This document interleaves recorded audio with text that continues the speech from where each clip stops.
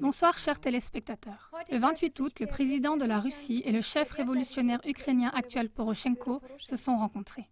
Mais beaucoup de personnes doutent que ce rendez-vous puisse calmer le conflit en Ukraine de l'Est. Porochenko a dû dissoudre le Parlement de Kiev à cause de différends insolubles dans les partis, et cela à tous les niveaux, et il a annoncé maintenant de nouvelles élections pour dans 2 mois. Parmi la population ukrainienne bombardée, Porochenko a la réputation d'être un chef révolutionnaire sanglant qui déchiquette sans scrupule son propre peuple, jeunes et vieux, femmes et enfants. Dans beaucoup de vidéos, ces familles démunies appellent l'Occident au secours contre le gouvernement terroriste ukrainien criminel. Mais jusqu'à présent, c'est en vain. Si maintenant ce Porochenko veut faire passer de façon surprenante les élections anticipées comme faisant partie de son plan de paix, il n'y a personne pour le croire vraiment. Surtout pas la veille de son rendez-vous tant attendu avec le président russe Poutine à Minsk. Est-ce que malgré tout, on peut s'attendre à une certaine détente quant au rendez-vous entre Porochenko et Poutine? Plutôt non, disent des connaisseurs. Porochenko ne va guère souscrire à l'union douanière que la Russie envisage. Il ne va guère accepter la perspective d'annuler de nouveau l'accord d'association signé avec l'Union européenne. Mais après l'évaluation des experts, Porochenko pourrait s'en tenir à la constitution ukrainienne peu de temps avant les nouvelles élections et consentir à ce que l'Ukraine demeure un pays non aligné militairement, c'est-à-dire rester un pays sans alliance en n'entrant pas dans l'OTAN. Et ici pourrait se trouver, au moins à moyen terme, une clé importante pour un accord qui promouvrait la paix avec la Russie. Pendant que le monde entier attend le résultat de la rencontre annoncée entre le président russe Vladimir Poutine et le chef ukrainien Porochenko, nous allons vous transmettre 2 appels au secours impressionnants parce qu'ils donnent une orientation.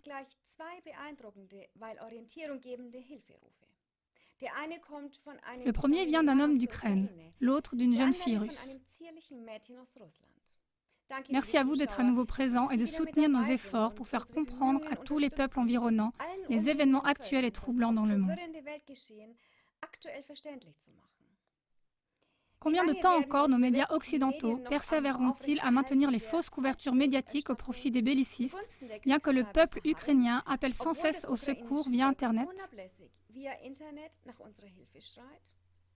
La Russie ne peut et ne doit pas intervenir, car sinon aura lieu la guerre voulue par les États-Unis sur le territoire européen. Nos pays de l'Ouest ne peuvent pas et ne vont pas s'opposer au gouvernement terroriste ukrainien aussi longtemps qu'ils sont induits en erreur par nos médias du mainstream et par là tenus dans l'aveuglement. S'il vous plaît, diffusez surtout les appels au secours venant des citoyens ukrainiens qui témoignent qu'ils sont massacrés par leur propre gouvernement de terreur. Les 2 films mentionnés sont recommandés seulement aux plus de 18 ans.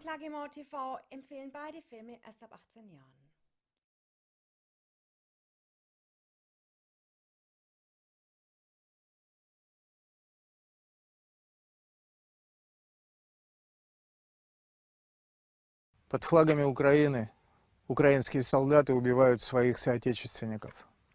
В это невозможно поверить, но это так. Наши смерти превратились в наши будни и стали обычной сводкой новостей из городов и сел Юго-Востока. Простые люди живут в своих домах, ходят по привычным маршрутам в магазины, в больницы, в церкви, на детские площадки, и на них падают артиллерийские снаряды и разрывают их на части. Женщин, детей, стариков. Вот то, что остается от них после таких бомбежек. И удивительно, что это можно найти и увидеть только в интернете.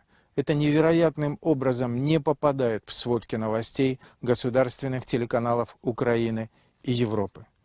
Европейцы, французы, итальянцы, немцы, посмотрите, что делают с мирным населением Луганска и Донецка. Украинские солдаты, украинская армия. Мы простим вам ваше молчание, если вы не знаете об этом. Но если вы знаете, я хочу спросить, что с вами? Неужели бомбы, которые убивают наших детей и стариков, не долетают до ваших сердец?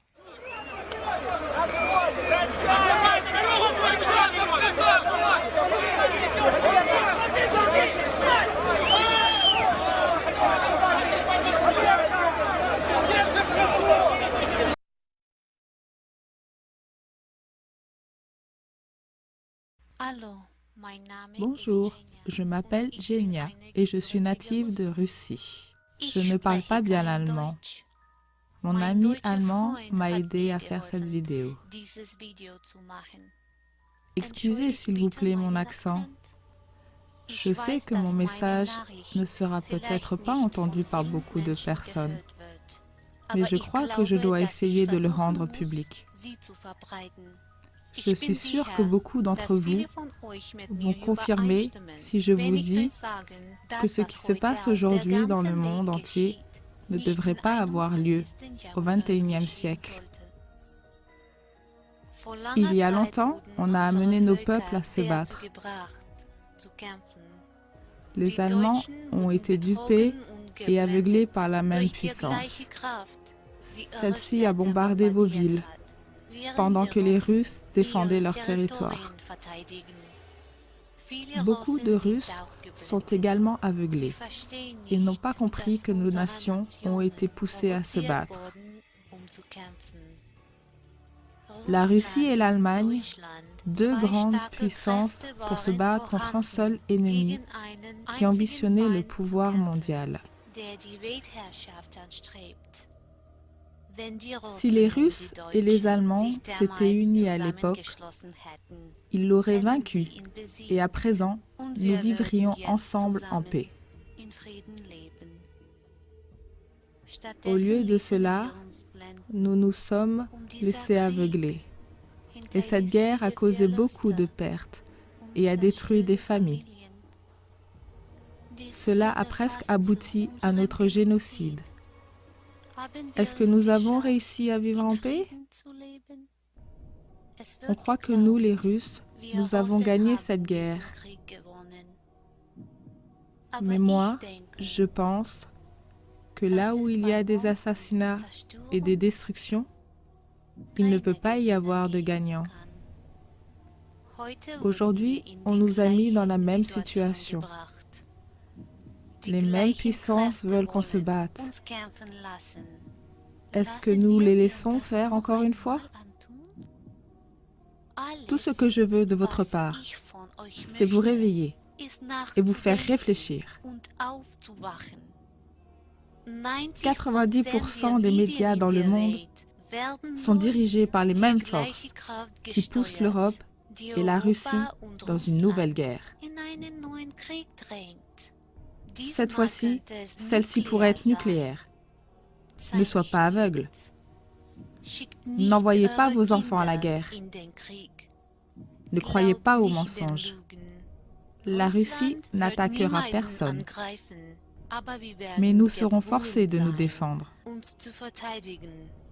S'il y avait une invasion ou une offensive sur notre territoire, nous voulons seulement que cette mise à mort quotidienne de nos frères et sœurs s'arrête. Nous sommes obligés de les défendre. Comprenez donc, si la Russie entre dans cette guerre, cela deviendra global. Quand est-ce que nous arrêterons ensemble d'être des pions dans ce jeu? Réveillez-vous. Nous ne pouvons pas permettre d'être poussés de nouveau dans une guerre. Ne soutenez pas la guerre. Nous sommes les mêmes hommes partout. Les mêmes enfants de la même famille.